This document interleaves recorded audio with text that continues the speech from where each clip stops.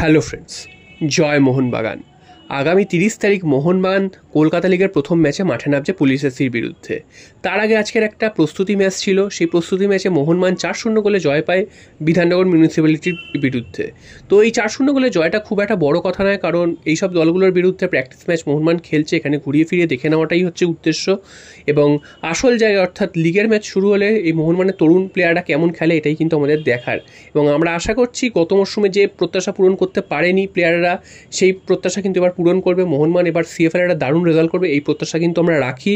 এবং গত বছর আমরা দেখেছিলাম যে সিএফএলের ভালো রেজাল্ট না করলেও তারপর কিন্তু সেই দলটাই আরএফডিএলে গিয়ে ভালো পারফরমেন্স করেছিল এবং সেখান থেকে বেশ কিছু প্লেয়ারও আমরা পেয়েছিলাম। তো সেরকমই আশা করছি এবারও সিএফএল থেকে সেরকম কিছু তরুণ প্লেয়ার উঠে আসবে এবং আগামী দিনে মোহনবাগানের সিনিয়র দলে তারা সুযোগ পাবে। এরপর চলে আসি যেই কথাটা নিয়ে এই মুহূর্তে সবথেকে বেশি কথাবার্তা চলছে, সেটা হচ্ছে ডুরান্ড কাপের ভবিষ্যৎ। আইএসএলের ভবিষ্যৎ তো অন্ধকারে, কী হবে কেউ জানে না। আইএসএল আদৌ কবে শুরু হবে, আদৌ হবে কি না কেউ বুঝতে পারছে না।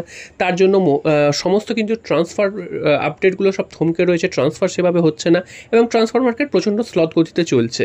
এইটা যতদিন না আইএসএল নিয়ে সমস্ত কিছু ঠিকঠাক হবে ততদিন কিন্তু ট্রান্সফার মার্কেট এইভাবেই চলবে এবং সেই রকমভাবে কিন্তু কোনো নিউজ উঠে আসবে না। সেটা যে কোনো দলের ক্ষেত্রেই এই সমস্যাটা হবে। তো এখন প্রশ্ন হচ্ছে আইএসএল তো অন্ধকারে, তো ডুরান্ড কাপে কী হবে? ডুরান্ড কাপে 6টা দল নাম তুলে নিয়েছে, আজকের ওড়িশা এফসি নাম তুলে নিয়েছে এবং গতকালই তোমাদের জানিয়েছিলাম যে মোহনবাগানও চিন্তা ভাবনা করছে দল তুলে নেবে। তো এখানে কিন্তু সমর্থকদের আমাদের একটা কিন্তু প্রবল আপত্তি রয়েছে। ডুরান্ড কাপে অন্যান্য দল তুলে নিয়েছে, ঠিক আছে, তারা কিন্তু সবাই কিন্তু ফ্র্যাঞ্চাইজি, তারা কিন্তু কোনো ক্লাব নয়।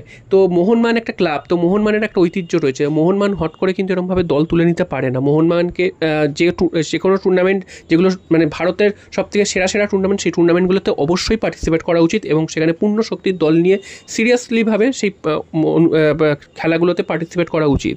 তো সেখানে যদি এই ধরনের সিদ্ধান্ত নেয় তাহলে প্রশ্ন আসছে ম্যানেজমেন্ট কী করছে? ম্যানেজমেন্ট তাহলে কোন টুর্নামেন্টে ফোকাস করছে? শুধু কি আইএসএলের জন্যই এই দল তৈরি হয়? এত টাকা, এত কোটি টাকার এত বিদেশি নিয়ে আসা হয়? তো সেটা কিন্তু অবশ্যই ম্যানেজমেন্টকে ভাবা উচিত, কারণ ম্যানেজমেন্ট কিন্তু লাস্ট কয়েক বছর ধরে আমরা দেখছি আইএসএল ছাড়া সেভাবে কোনো টুর্নামেন্টকেই গুরুত্ব দিচ্ছে না। এর আগে ডুরান্ড কাপ জিতেছে ঠিকই, তবে সেখানেও আমরা দেখেছি প্রথমে একটা জুনিয়র দল নামানো হয়েছিল, তারপর আস্তে আস্তে সিনিয়র দল নামানো হয়েছিল, সেভাবে গুরুত্ব দেয়নি। প্রি সিজন হিসাবে হয়তো টুর্নামেন্টগুলোকে নিয়েছে, গত বছর রানার্স আপ হয়েছে। তো সব মিলিয়ে আমার সমর্থকদের কিন্তু একটা প্রশ্ন যে তাহলে মোহনবাগান কোন টুর্নামেন্টের জন্য দল করছে? শুধু আইএসএলটাই ফোকাস? কারণ আইএসএলের কি ভবিষ্যৎ সেটা দেখতেই পাচ্ছে এবং আইএসএল খেলে যে কী হচ্ছে সেটা দেখতেই পাচ্ছে। কারণ আইএসএল ভারতের 1 নম্বর টুর্নামেন্ট হলেও সেইভাবে কিন্তু এই লিগটা ভারতবর্ষের ফুটবলকে সেভাবে উন্নতি করতে পারেনি।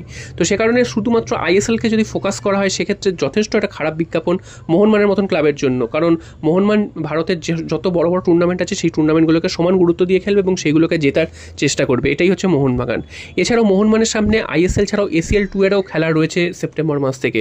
তো আইএসএল যদি নাও শুরু হয় সেপ্টেম্বর মাসে, সেক্ষেত্রে এসিএল 2 তো মোহনবাগান খেলবে, তাহলে এসিএল 2 এর জন্য কী প্রস্তুতি নিচ্ছে সেটাও কিন্তু সমর্থকদের জানা দরকার। কারণ সমর্থকরা কিন্তু দলের পারফরমেন্সের ভালো মন্দের ওপর সমর্থকদের কিন্তু অনেক কিছু নির্ভর করে। তো তাই জন্য এসিএল 2তে মোহনবাগান গত বছর সেভাবে খেলতে পারেনি, একটা বাজে ঘটনা ঘটেছিল, মোহনবাগানকে এএফসি এসিএল 2 খেলতে দেয়নি। তো এবার তো মোহনবাগানের সামনে এসিএল 2 খেলার ভালো সম্ভাবনা রয়েছে এবং সেখানে তো তার জন্য দল গড়া হচ্ছিল, ভালো প্লেয়ার আনছিল। তো হঠাৎ করে যদি আইএসএল এই মুহূর্তে বন্ধ হয়ে যায় বা কিছুদিন দেরিতে শুরু হয়, তাহলে কি এসিএলও খেলবে না মোহনবাগান? এসিএলকে কি সেইভাবে গুরুত্ব দেবে না? এটা কিন্তু একদম ভালো একটা প্রশ্ন, কারণ সমর্থকদের অবশ্যই প্রশ্নটা করা উচিত ম্যানেজমেন্টের কাছে। তো এসিএলের জন্য তাহলে কি প্রস্তুতি নিচ্ছে? তো আইএসএল নয় না হচ্ছে, তবে ডুরান্ডের থেকে তো প্রি সিজন করে এসিএলের জন্য তো প্রস্তুতি নিতে পারে। কেন মোহনবাগান ডুরান্ড খেলতে চাইছেন বা সিনিয়র প্লেয়ারদের ডাকছে না? এটা কিন্তু অবশ্যই প্রশ্ন করা উচিত। সিএফএল ঠিক আছে, যেভাবে হচ্ছে ঠিক আছে, কিন্তু ডুরান্ডে অবশ্যই মোহনবাগানের পার্টিসিপেট করা উচিত এবং সেটা প্রি সিজন হিসাবেই যদি দেখে সেটাও ঠিক আছে। তবে অবশ্যই এসিএলের আগে পূর্ণ শক্তির দল মোহনবাগানকে তৈরি করে নিতে হবে এবং মোহনবাগানকে এসিএল একটা ভালো পারফরমেন্স করতে হবে। আমরা সমর্থক হিসাবে কিন্তু সেটাই চাই। জয় মোহনবাগান।